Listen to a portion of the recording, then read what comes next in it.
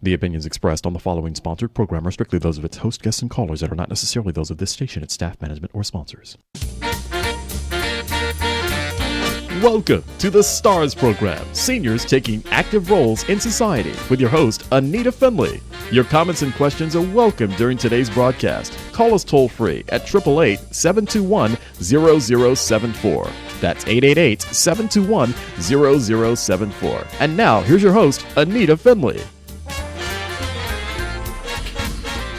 Good morning, everyone. Well, we have a great show for you. We're going to start off with a very exciting author who you've heard from before. It's called From Atom to Omega, An Anatomy of UFO Phenomena by A.R. Roberts. And then after that, we're going to hear from Dr. Stephen Shrewsbury, who's calling in from St. John's, Newfoundland.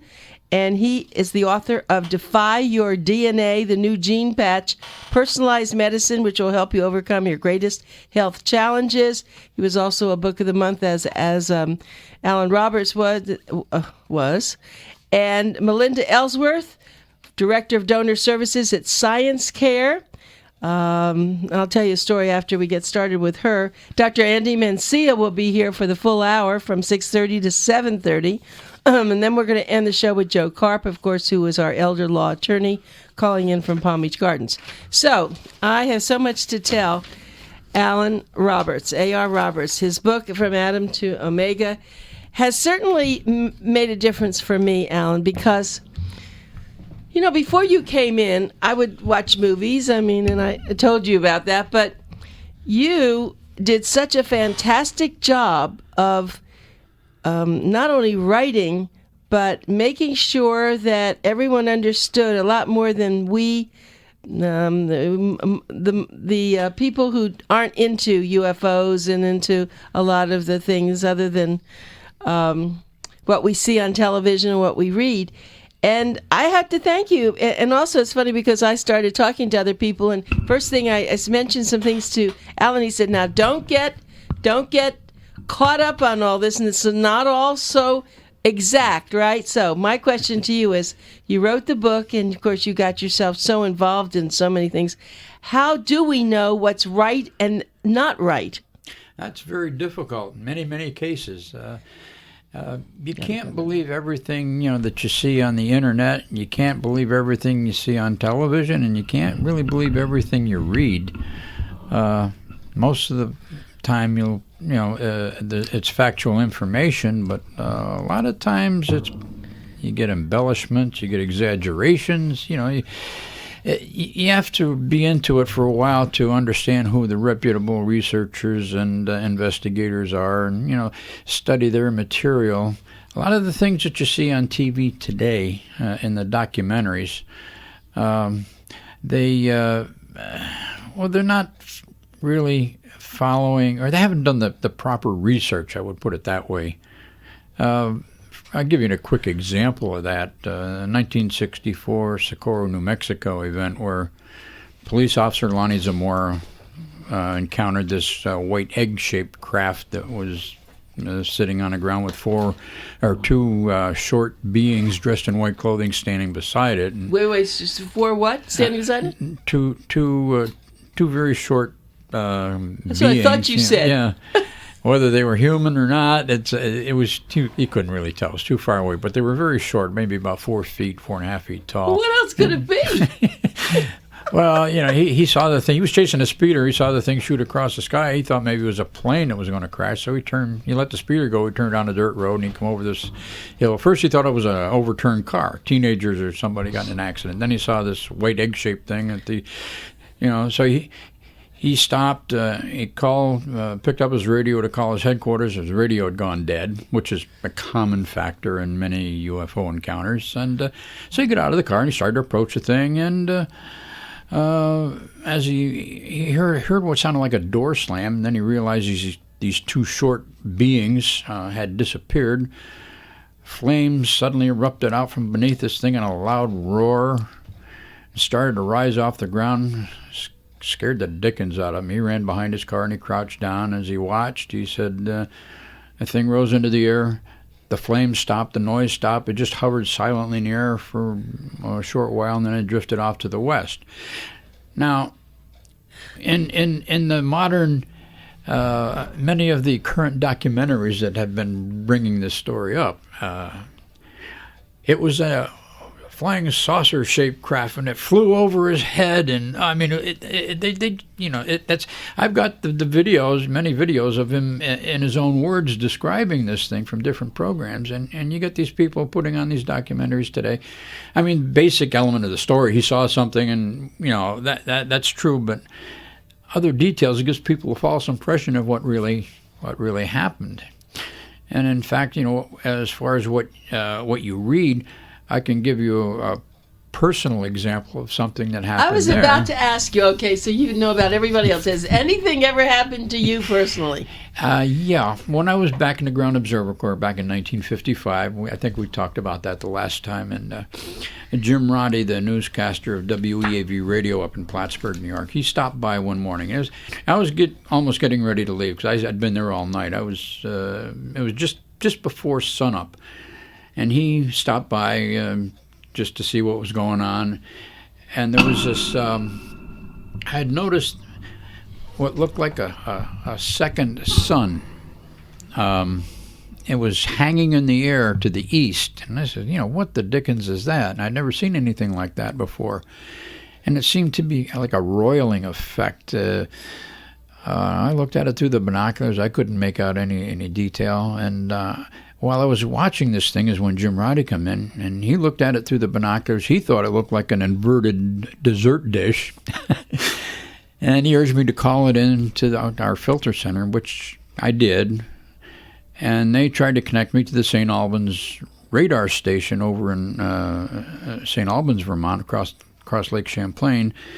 It was a little to the north of us. And some technical reason they couldn't make the connection. So they said, well, all we can, they checked with the station themselves, and they had nothing on the radar.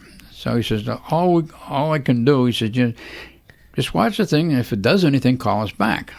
Okay. Well, Jim had to leave for the radio station, and I watched this thing, and as the sun was just below the horizon, I mean, the glow was there, and as the sun was coming up, this thing gradually started to shrink in shape, diminished. Pretty soon it was gone. Then I realized... And you hadn't been drinking? No. I'm kidding. I said, that's a sundog. A sundog? It's, ice crystals in the atmosphere that reflect sunlight. And it was just like a coincidence. Maybe, I was probably 2-3 weeks before that. I was in the barbershop waiting for my turn to get my hair cut. That's when I had hair. And there was a science magazine there. I picked it up and opened it up, and they had an article on sundogs, and I happened to read it. That's how I found out what it was. But I'd never seen one before, so the first time I saw this, I really didn't know what it was. And Jim, he left. He went back. He went to the radio station, and the next thing I knew, it was probably about 6-7 months later.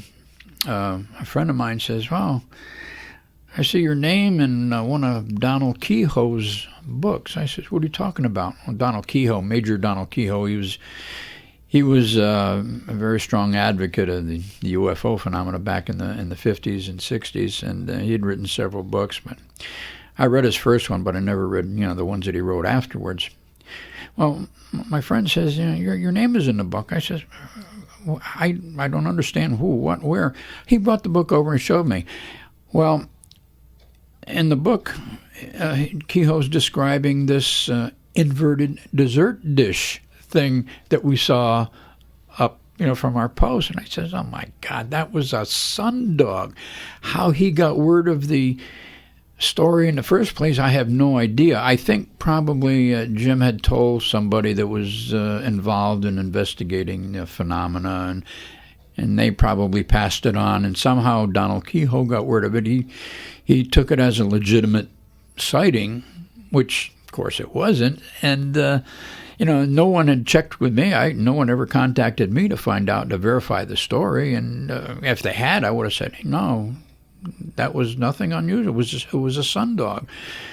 So that's my point is there. You can't believe everything that you read. Al and I have a story. I was thinking, what can I tell you that I have ever had? Well, maybe it was, I lose all time, but maybe it was 15 years ago. Maybe could have been 20, when I've been doing this for so many years, so I get up very early in the morning and everything's very dark. I lived in a place called Ocean Ridge, where there were not many lights on the old little street I was on.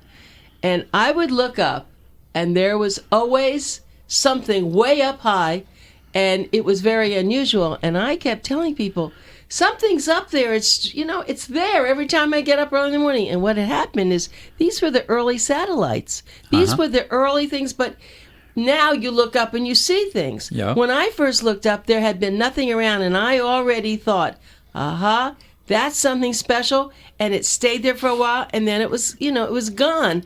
But because I guess it got light, and I told people about this, and I said, "Did you see that was up in the night?" Now that's a perfect example. I think of what you're telling me. I was ignorant. I didn't know anything, but it was different. It was not something I was used to seeing. No, and that's what we're talking about, isn't it? That unless you have, of course, now we know we document differently. And now we have, with the use of the very powerful, not only computers, but people all over the world seeing things, have since you wrote your book, have we had more sightings? Have we had more things that really help us know that there really are aliens out there? Oh, there's sightings all over the world every day. In the United States, you just don't hear about it so much because, most of the news media is pretty biased on the subject, and anything you read in the newspapers is usually, again, they're very biased on it. It's a subject most people don't want to touch with a 10-foot pole. Even though it's a legitimate phenomenon, people have been stigmatized. Some people, they go out and say they had a sighting. All of a sudden, their friends don't want to talk to them, or they're laughing at them, or they're ridiculed. So that's why a lot of people, see things they never get reported because people are just genuinely afraid of the negative reactions of other people, their friends, or negative publicity if it happens to be made public somehow. But let me tell everyone, you're listening to A.R. Roberts. It's Alan Roberts. He's the author of From Atom to Omega, An Anatomy of UFO Phenomena. And so tell us why you named, I know, but you tell our listening audience, why did you choose this name? Well, after 23 years of research, and basically, from my premise, the story actually begins around 6,000 years ago. If you look at the Bible, that's the time Adam and Eve were supposedly created, and it goes right up through the biblical period and right up into modern times. And the fact that it appears that something eventually is going to happen to this planet, or the human race may face extinction somewhere. It appears that these extraterrestrial beings are very aware of something that we're not aware of at the moment. Now, and it's going to be a major disaster. It's not something that's going to happen in our lifetime. Maybe later on in this millennium or even the next. But it appears that they are, I guess you would say, helping us, preparing us. All the evidence suggests that they're advancing the evolution of the human race on a social, moral, and a technological level. And there's a deadline that has to be met. Going back, well, if you go into in part 2 of the book, The Biblical Connection explains it all. But you've got these dire predictions that you see in the book of Revelation. You've got the same things with alien abduction cases, where these little aliens are showing abductees scenes of apocalyptic devastation and disasters, and they're telling them these things are really going to happen. Well, if this is true, we're going to have to find another planet to live on. And it's apparently a type of disaster that's way beyond the technology of these extraterrestrials. There's nothing they can do about it. It's something they can't stop. And it just seems like they are slowly progressing our evolution to the fact where when you look at the technology we've developed in the last 40, 50 years, it's amazing. It's like we suddenly jumped into warp drive there. Prior to that, well, from the turn of the century up to the middle of the century, we had progressed a lot there. But when you look at what we've done from, say, 1940, 45 up till now, it seems like it's progressed even more. And when you go back 5,000, 6,000 years, travel was basically, horses, donkeys, camels, people that live near, the water, learn how to navigate the seas, and other than that, there wasn't much in transportation. But since in the last 100 years, we jumped from horse-drawn carriages to spaceships, So it's just it's an amazing boost forward that we've had. Well, I'm listening to you, and I'm saying, okay, one of the most favorite movies, Godzilla. Mm-hmm. I mean, so people are already getting ready. I don't know if they know what's going to happen, and I just saw the movie, the Iron Man 3.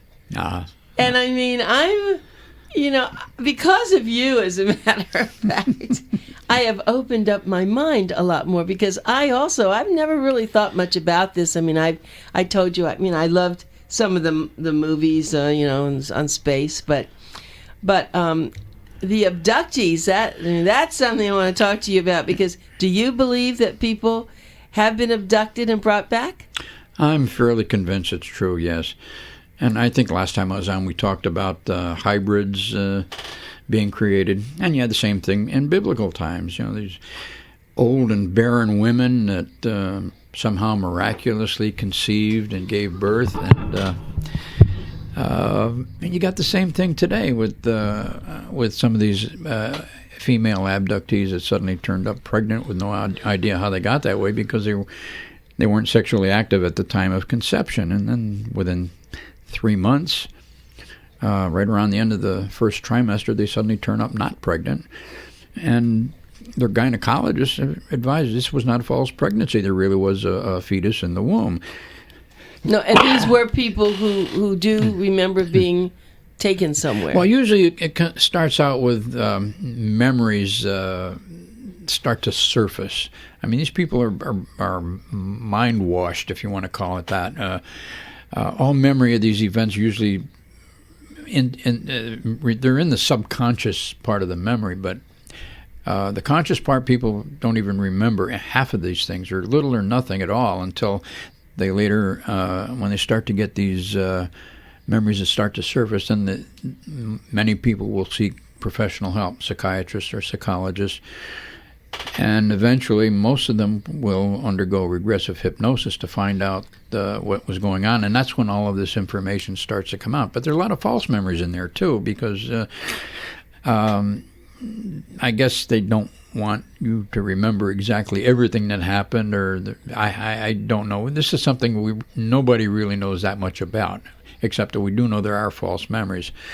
But so I want to ask you, would you like to be abducted? Not particularly. I mean, and you cautioned me, because once I told you, once you came into my life, pardon the expression, I started getting on YouTube. And of course, you are on YouTube now, and anybody wants to see it, just go to Boomer Times Presents, and you'll be able to see A.R. Roberts, and he did have an interview, and we did that once before. So, but I want to go back to that question. How would I know? Because I did get on, on the internet, and I found some wonderful things that mesmerized me for hours, and I got in touch with you to say, oh, you should see this, and you said, be careful, Anita. Yeah, that one person that you mentioned. Right, he was good. Yeah. But I mean, look, I saw he had all these marks when he was abducted. No, right? But most of the the credible researchers and investigators have a lot of doubts about it. So, and do you? Yeah, from what I've read about it, he may have had some experience, a real experience along the way, but they embellish, don't they? Yeah, once they finally can make some money with this, and he is. He's everywhere, isn't he? He talks everywhere. It seems like everyone's hungry for this, Alan. Don't you think so? True. But I want to make a point about these abductions, and these hybrids. Now, I think this has been going on way back since at least the past 6,000 years. And I mentioned hybrids in the Bible. These elderly women who were sterile to begin with, all of a sudden, and then they're mentioned in the Bible. And I think the same thing's going on today. I think there are a lot of women who have been abducted that were inseminated where the fetus was not removed from the womb, which is usually the case in many cases in the abduction thing. But I think that the memories of these women, I think they have been programmed to be impervious to any memories that they've had, because I believe this is probably for the protection of the children. I think there's probably a lot of hybrid children growing up that have no idea of their hybrid status. It stands to reason, if these aliens are progressing our evolution, it stands to reason they would periodically create hybrids to give us a boost over that next hurdle. When you look back at the turn of the 20th century, you got Alexander Graham Bell, you got Einstein, Ford, you got Einstein, you got Edison and Von Braun, Nikola Tesla. Oh yeah, and these people were all alive at the dawn of the 20th century. And as I said, there was a deadline. Remember, I mentioned before there was a deadline, and that was to get us into space activities by the middle of the 20th century. So you have to wonder, were these men, could they possibly have been hybrids? Maybe one or all of them have been genetically engineered hybrids that were created to boost our progress and get us into space at the precise time it was needed. I wonder what a hybrid would feel like. So you're just saying it's not that they don't look different, it's just that they have a different brain, that they're able to think differently. Genetic qualities have been enhanced. You get these people that are geniuses. Look at some of these... the computer people we're seeing today. Yeah, Steve Jobs of the world, right? You've got some 5-6-year-old kids that can play piano. They can do a concert in Carnegie Hall and get a standing ovation. You've got artists. You've got so many people in different professions. These kids, they're young kids. One kid graduated, I think, college when he was like 14, 15 years old. They're electronic geniuses. They're mathematical geniuses. So I think this may possibly have a connection. Now, there's no way to prove it, but if you've read the book and you put this all together, what I'm saying here makes a lot of sense. But if you haven't read the book, you probably don't even know what I'm talking about. No, well, but there are people who do understand aliens. But I have to say, and I said this before, and not being someone who I never read a book about this before you. and when this was chosen by our book reviewer, I just said, okay, I'm going to get through it and kind of just, breeze through it and be able to do the review. I couldn't put it down. I read the whole book, and I was like, I kept saying to my husband, Bill, look at this. Bill, what do you think? And then Bill's, he listens, and we discuss it. He says everything's possible. But what I liked about your book is you really use a lot of references. You really document a lot of things. And so I think people should buy From Atom to Omega, An Anatomy of UFO Phenomena, because it will open up your mind. You may never, encompass any, you may never find a UFO, but you'll certainly know what people are talking about. And I don't know, I think we talked about this before. You got to write another one. I mean, now you're just loaded with so much information. And I think and of course you just wrote this, it's fairly new, but you've been researching for a long, long time. 23 years. 23 years. So now the next 23 years, it won't be the same, because I think now the information is easily to get. Where when you first started, it was like pulling teeth, I'm sure. Yeah, I tried to write the book in easy enough language for the average person that could understand. I try not to get too technical or ramble off too much. And the thing is, there's so many facets to the subject. That's why I use the word phenomena in the plural, because you've got all these different facets to it.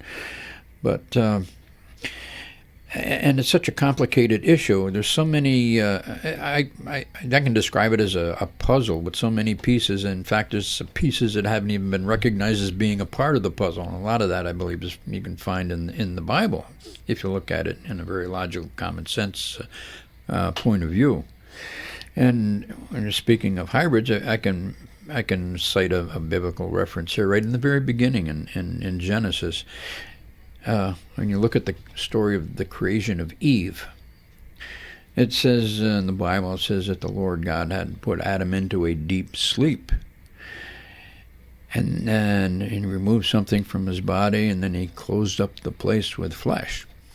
Well, what does that tell you? I mean, if you look at it from a logical perspective, and the reference to, I think it's Genesis 2:21, where it references that what the Lord God took out of Adam was one of his ribs, which he needed to create Eve. Well, you've got God working with material substance, and he's involved in the mechanics of physical activity, which to me, for God, I mean, let's be logical. He could just simply will her into existence, So, but when you read this passage, what is it telling you? It's explaining. It's describing what happens today in every hospital. And I hate to do this to you, but we run out of time, and we have our next person. I know, well, you've been on for half an hour. It's a long time, but gosh. I just want everybody to, and you're free to sit here and to listen to our next guest who's calling in. Now, this doctor is, I must say this to you, that what he's done is also something amazing, and it's Defy Your DNA.